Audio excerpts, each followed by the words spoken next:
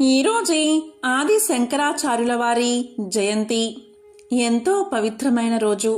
సాక్షాత్తు పరమేశ్వరుని అవతారంగా భావించే ఆదిశంకర్ల కృపే ఈరోజు హిందూ మతంలో స్పష్టత, పారదర్శకత, లోతు, ఐక్యత ఉన్నాయి అనడంలో అతిశయోక్తి కాదు.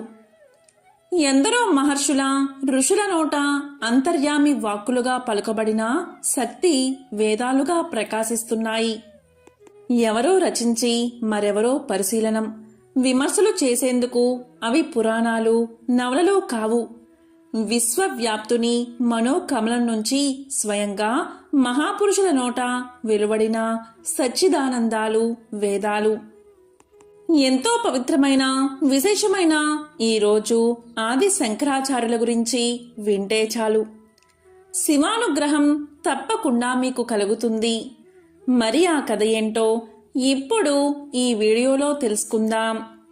వేల సంవత్సరాల చరిత్ర కలిగిన హిందూ ధర్మం ఎన్నో ఆటుపోట్లను ఎదుర్కొంటూ వచ్చింది. అది ప్రమాదంలో ఉన్నప్పుడల్లా ఎవరో ఒక మహనీయుడు ముందుకు వచ్చి అండగా నిలబడ్డమే కాదు, దాన్ని సంస్కరించి మరింత బలపరచడం యాదృచ్ఛికం కాదు. ధర్మాన్ని కాపాడేందుకు దైవమే మనుష్య రూపంలో అవతరించిందని భక్తుల నమ్మకం. అందుకే వారిని ధర్మ రక్షకులుగానే కాకుండా దైవ స్వరూపాలుగా కూడా ఆరాధిస్తూ ఉంటారు. అలా దివికి దిగి వచ్చిన వారే శంకరాచార్యులు. శంకరాచార్యులు జన్మించిన సంవత్సరం మీద ఏకాభిప్రాయం లేదు, కానీ ఆయన వైశాఖ శుద్ధ పంచమి నాడు అవతరించారని చెబుతారు. శంకరాచార్యులది అద్భుతమైన జాతకమని పుట్టినప్పుడే తేలిపోయింది. అతను పెరిగే కొద్దీ అది స్పష్టమైంది. చిన్నప్పుడే తండ్రిని కోల్పోయిన శంకరుడికి తల్లి ఆర్యాంబ త్వరగా ఉపనయనం చేయించింది. అక్కడి నుండి శంకరాచార్యుల ఆధ్యాత్మిక ప్రభ వెలిగిపోయింది. గురుకులంలో చదువు ప్రారంభించాడు శంకరాచార్యులు. గురుకులంలో విద్యార్థులు తమ ఆహారం కోసం ప్రతిరోజు అపరిచితుల నుండి భిక్ష కోరడం ప్రాచీన భారతదేశంలో ఆచారం. వారు సేకరించిన వాటిని తిరిగి తీసుకువచ్చి ఇతర విద్యార్థులకు మరియు ఉపాధ్యాయునితో పంచుకుని తినేవారు. ఇందుకోసం వారు చాలా దూరం వెళ్లాల్సి ఉంటుంది. అపరిచితుల నుండి భిక్ష కోరే ఈ అభ్యాసం విద్యార్థుల్లో వినయం యొక్క దృక్పథాన్ని తీసుకువస్తుంది. ఎందుకంటే వారు ఆహారం కోసం అడుక్కునే సమయంలో తమ అహాన్ని వదులుకోవాల్సి వస్తుంది కాబట్టి. శంకరుడు ఒకరోజు యథావిధిగా భిక్ష సేకరణకు వెళ్లి ఒక గుడిసెకు వెళ్లాడు. గుడిసెలో ఒక స్త్రీ ఉండడం చూసి గుడిసె ముందు నిలబడ్డాడు. భవతి భిక్షాందేహి అన్నాడు మధురమైన స్వరంతో. ఇది అమ్మా నాకు భిక్ష ఇవ్వండి అని అర్థం. ఆ స్త్రీ చిరిగిన బట్టలు ధరించి చాలా బీద స్థితిలో ఉంది. అయితే శంకరుడు మళ్లీ భిక్ష వేయమని అడిగాడు. అభ్యాసంలో భాగంగా 3 సార్లు పిలిచినా స్పందన రాకపోతే దూరంగా వెళ్లి పక్కింటికి వెళ్ళాలి. కాని లోపల ఉన్న స్త్రీ శంకరుడు పిలవడం గమనించి చిరునవ్వుతో కనిపించింది శంకరుడికి. ఆమెకు ఏం చెయ్యాలో తోచలేదు. ఎందుకు అంటే ఇంట్లో ధాన్యమూ లేదు, కూరగాయలు లేవు, అసలు ఏమీ లేవు. ఆమె ఇలా అనుకుంది, అయ్యో నా దగ్గర ఏమీ లేదు. ఆ చిన్న పిల్లవాడు ఆహారం కోసం నా ఇంటి వద్దే వేచి ఉన్నాడు. అతను సాక్షాత్తు సూర్య భగవానులా ఉన్నాడు. ఎలాగైనా అతనికి ఏదైనా ఇవ్వాలి అనుకుంది. అది ద్వాదశి రోజు. సాధారణంగా ఏకాదశి ఉపవాసం పాటించేవారు ద్వాదశి నాడు ఉసిరి తినడం ఆచారంగా వస్తుంది. అలా తిని ఉపవాసాన్ని విరమిస్తారు. ఒక్క ఉసిరికాయ మిగిలి ఉందని గుర్తుకు వచ్చి వంటగదిలోకి వెళ్లి ఆ ఉసిరికాయని వెతికి ఆ ఎండిన ఉసిరికాయను భిక్షగా ఇవ్వచ్చా లేదా శంకరుడు అంగీకరిస్తాడా అనేది ఆమెకు తెలియదు. ఆమె ఎంతో సంకోచంతో శంకరుడి వద్దకు వచ్చి అతని భిక్షపాత్రలో ఆ ఉసిరికాయను వేసింది. అప్పుడు ఆమె కన్నీళ్లను అదుపు చేసుకోలేక తన ఇంట్లో అందుబాటులో ఉన్న ఏకైక వస్తువును అతనికి ఇచ్చానని, దానిని నైవేద్యంగా అంగీకరించమని హృదయపూర్వకంగా శంకరుణ్ణి అభ్యర్థించింది.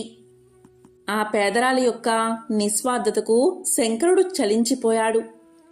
ఇక్కడ ఒక స్త్రీ తనకంటూ ఏమీ లేదు, కాని శంకరుణ్ణి రిక్త హస్తాలతో వెనక్కి పంపకుండా తన దగ్గర ఉన్న ఒక్క వస్తువును కూడా నిస్సంకోచంగా ఇచ్చింది. అతనిలోని ఈ అనుభూతి లక్ష్మీదేవిని స్తుతిస్తూ అందమైన శ్లోకంలా కురిపించింది. ఆ పేద మహిళపై అనుగ్రహాన్ని ఉంచమని సంపదల దేవత అయిన మహాలక్ష్మిని ప్రార్థించాడు, వేడుకున్నాడు శంకరుడు. 21 చరణాలతో కూడిన శ్లోకాలను స్తుతించాడు. దీంతో మహాలక్ష్మీదేవి ఎంతో ఆనందించి ఆకాశంలో కనిపించింది. ఆ పేద మహిళ గుడిసెపై బంగారంతో చేసిన ఉసిరికాయల వర్షాన్ని కురిపించింది. దీంతో ఆశ్చర్యానికి లోనైన ఆ పేదరాలు తన కళ్ళను తానే నమ్మలేకపోయింది. బాలశంకరుడు పాడిన ఆ శ్లోకమే కనకధరా స్తోత్రం. కనకము అంటే బంగారము, ధర అంటే నిరంతరం పొయ్యడము అని అర్థం. పున్నోర్కోడ్ గ్రామంలో ఇది జరిగిన స్త్రీల గుడిసెకు స్వర్ణతు మన అనే పేరు వచ్చింది. పున్నోర్కోడ్ కేరళలోని ఎర్నాకులం జిల్లాలో ఉంది. మరో సందర్భంలో తన తల్లి నదికి వెళ్ళకపోవడాన్ని గ్రహించి గంగాస్తవం జపించి నదీ మార్గాన్నే మరలించారు శంకరాచార్యులు. శంకరుడు ఎంతటి వాడైనా తల్లికి సామాన్యుడే. అందుకే తనకు పెళ్లి చేసి ఒక ఇంటివాడిగా చూసి ముచ్చట తీర్చుకోవాలనుకుంది ఆ తల్లి. ఒకరోజు ముసలి నోట్లో చిక్కుకున్న దృశ్యాన్ని కల్పించి ఆమె తన సన్యాసానికి అనుమతి ఇస్తేనే ఆ ముసలి తనను వదిలిపెడుతుందని షరతు పెడతారు శంకరులు. ఇక చేసేదేమీ లేదు. తన చివరి క్షణాల్లో కనుక తోడుంటానని మాట ఇస్తే సన్యాసానికి అనుమతి ఇస్తానని తల్లి చెబుతుంది. తల్లి అనుమతితో సన్యాసిగా మారిన శంకరులు తగిన గురువును వెతుక్కుంటూ గోవింద భగవత్పాదులను చేరుకున్నారు. శంకరుణ్ణి చూసిన వెంటనే భగవత్పాదులు శంకర సాక్షాత్ అంటే ఆ శివుడే ఈ శంకరాచార్యులు అని గ్రహించి తనకు తెలిసిన విజ్ఞానాన్నంతా అందించారు. భగవత్పాదుల దగ్గర విద్యాభ్యాసం పూర్తయిన తర్వాత దేశాటనానికి బయలుదేరతారు శంకరాచార్యులు. వారణాసి, బదరీ వంటి పుణ్యక్షేత్రాలు తిరుగుతూ బ్రహ్మసూత్రాలు, భగవద్గీత, ఉపనిషత్తులకు తనదైన వివరణ అందించారు. హిందూ ధర్మానికి మూలమైన ఈ మూడిటిని ప్రస్థానత్రయంగా పేర్కొంటారు. అప్పటి వరకు వీటికి ఎవరికి తోచిన వివరణ వారు ఇస్తూ వచ్చారు. అందులో వక్రీకరణలు, తప్పుడు వ్యాఖ్యానాలు లేకపోలేదు. తన వివరణతో శంకరులు వాటికి ఓ స్పష్టత అందించారు. శంకరాచార్యుల సమయానికి దేశంలో విభిన్నమైన ఆచారాలు, పద్ధతులు రాజ్యమేలుతున్నాయి. బౌద్ధం, జైనం వంటి మతాలు కూడా బలపడుతున్నాయి. వాటికి దీటుగా హిందూ మతం స్థిరపడేందుకు సన్యాస ఆశ్రమానికి సంబంధించి అనేక నియమాలను ఏర్పరిచారు. దేశంలో 4 దిక్కుల 4 మఠాలను స్థాపించారు. ఎక్కడికక్కడ తన వాదనా పటిమతో, పాండిత్యంతో ప్రజల, పండితుల మనసును ఆకట్టుకుంటూ ముందుకు సాగారు. లెక్కలేనన్ని స్తోత్రాలు, గ్రంథాలు రాశారు. తాను వచ్చిన పని పూర్తయింది అన్న నమ్మకంతో 32 ఏళ్ల అతి చిన్న వయసులోనే శివైక్యం అయ్యారు శంకరాచార్యులు. శంకరాచార్యులు కేవలం ఆధ్యాత్మికవేత్తో, పండితుడో, ప్రవచనాకారుడో, భాషాకారుడో మాత్రమే కాదు, గురువు.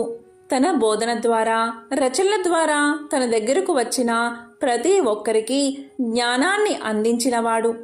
గురువు అంటేనే జ్ఞానం అనే వెలుగుతో చీకటిని పారదోలేవాడని అర్థం.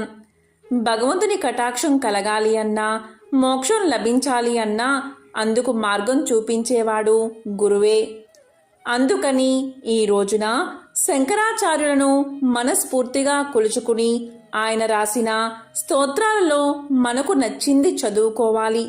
మీకు ఆర్థికపరమైన బాధలు ఉంటే ఆ బాధలు తీరాలి అంటే కనకధర స్తోత్రాన్ని పఠించండి. మీకు మంచి జ్ఞానం కలగాలి అంటే వివేక చూడామణిని పఠించండి. మీకు అనారోగ్య సమస్యలు తొలగి ఆరోగ్యం చేకూరాలి అంటే ఈరోజు తప్పనిసరిగా దక్షిణామూర్తి స్తోత్రాన్ని పఠించండి. ఇలా మన సమస్యలకు అనుగుణంగా వారిని తలుచుకుంటూ ఆయన రచనలను మననం చేసుకోండి. జీవుడే బ్రహ్మం, బ్రహ్మమే జీవుడు, ఆ ఇద్దరికీ తేడా లేదు. చుట్టూ కనిపించేదంతా మాయ మాత్రమే. అవిద్య కారణంగా ఆ మాయను జీవుడు గుర్తించలేకపోతున్నాడు. అజ్ఞానం నుంచి బయటపడి తన్ని తాను తెలుసుకోగలగాలి అని ఆదిశంకరుడు ఉద్బోధ చేశాడు. కళింగ దేశంలో వెంకటాచారి అని కంసాలి ఉండేవాడు. అతడు పనిలో ఎంతో నైపుణ్యం చెందినవాడిలాగా పేరుగాంచాడు.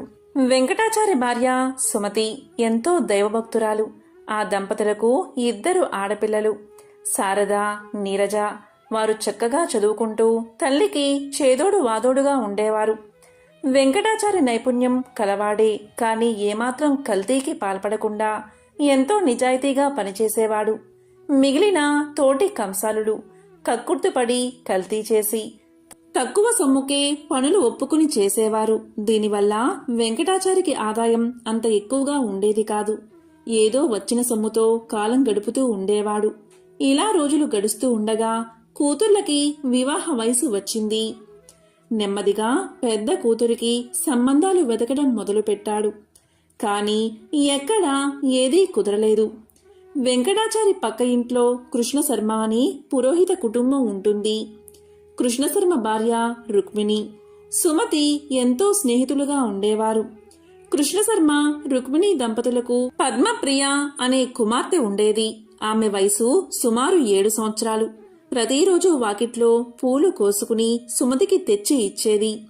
అంతేకాక రోజు 1 గంటైనా వారింట్లో గడిపి వెళ్లేది.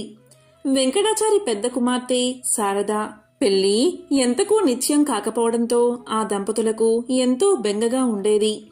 ఒకనాడు కృష్ణశర్మ భార్య రుక్మిణి సుమతితో 1 వారం రోజుల పాటు రుక్మిణి కళ్యాణం పారాయణం చేయమని సలహా ఇచ్చింది.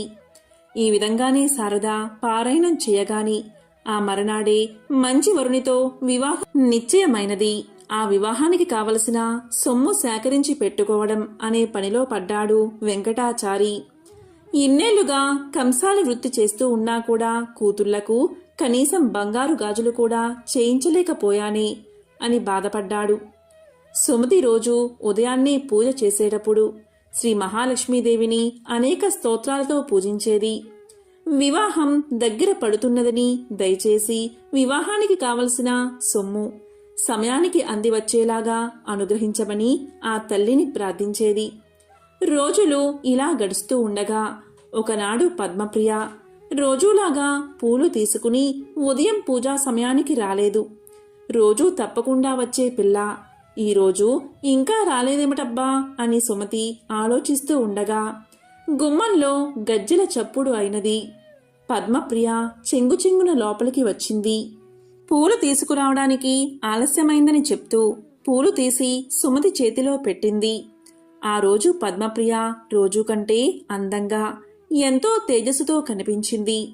సుమతి పద్మప్రియను ఈరోజు నీ పుట్టినరోజా, ఎంత చక్కగా అలంకరించుకున్నావు అని అడిగింది.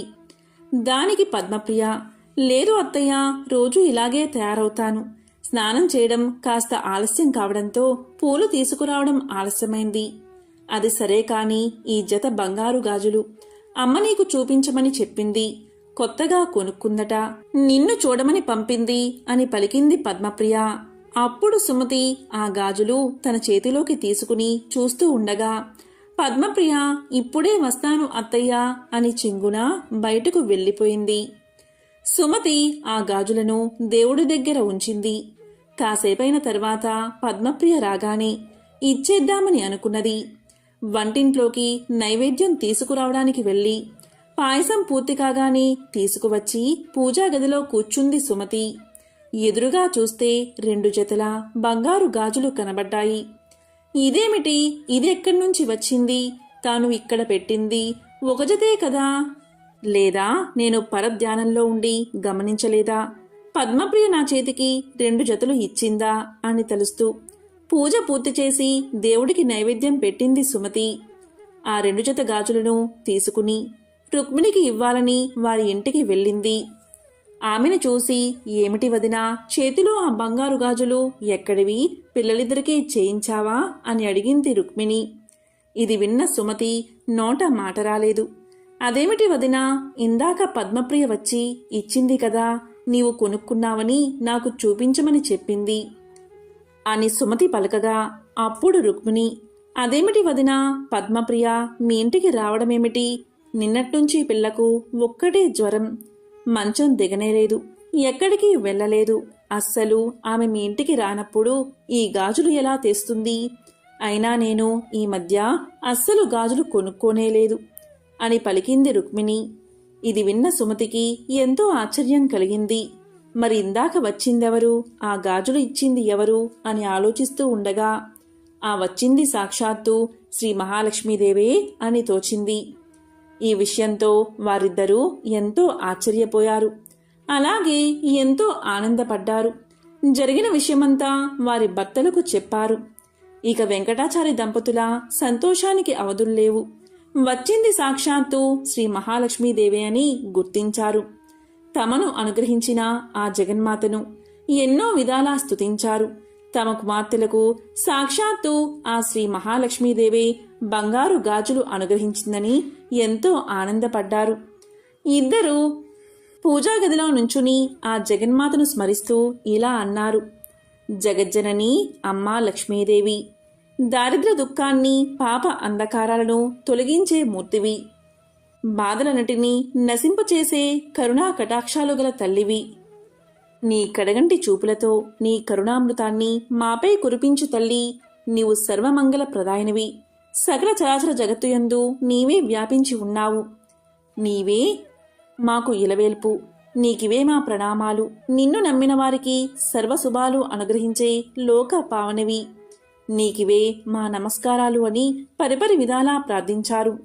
లక్ష్మీదేవి తమకు సహాయం చేసినందుకు ఎంతగానో సంతోషించారు. ఎంతో పవిత్రమైన విశేషమైన ఈ రోజు ఈ కథలను విన్నా, చదివినా, చెప్పినా, వినిపించినా అష్టదరిద్రాలు తొలగి అష్టైశ్వర్యాలు కలుగుతాయి.